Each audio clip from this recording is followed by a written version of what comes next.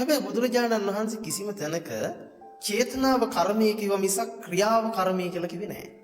මොකද ක්‍රියාව කර්මය කියලා කිව්වේ නැහැ. එහෙනම් කවුරු හරි පංචකාම සම්පatti භුක්ති විඳිනවා කියන කතාව ඇතුලේ ඔහුගේ චේතනාව තමයි කර්මය කියන එක තීරණය කරන්නේ. ඔහු කනබන ඇවිදින විදිහ දැකලා බාහිර ඔහුගේ ස්වභාවය දැකලා කිසිවෙකුට කර්මය ගැන කතා කරන්න බෑ. කර්මය ගැන කතා කරන්න බෑ.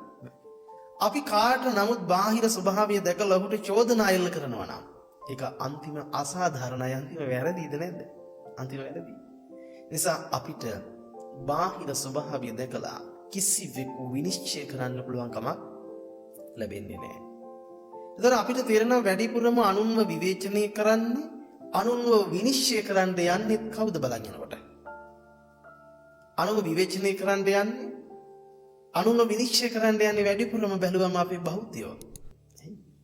අපි බෞද්ධයෝ අනුන්ව විවේචනය කරන්න යනවානේ. අනේ අරකගේ හැටි බලපල්ලා, අනේ මුගේ හැටි බලපල්ලා, මෝ ධර්මානුකූල නැහැ නේ, මේ විදිහට විවේචනය කරනවා. හැබැයි අපිට ධර්මානුකූලව බැලුවොත් එම කිසිම විදිහකින් කිසිම වෙලාවක අනිකෙකු විවේචනය කරන්නට පුළුවන් කමක් ලැබෙන්නේ නැහැ. ඒ කරන එක සාධාරණයි කියලා අපිට කියන්න බෑ. කරන එක හරිම අසාධාරණයි. අපිට එහෙම කියන්න පුළුවන් කමක් ලැබෙන්නේ නැහැ.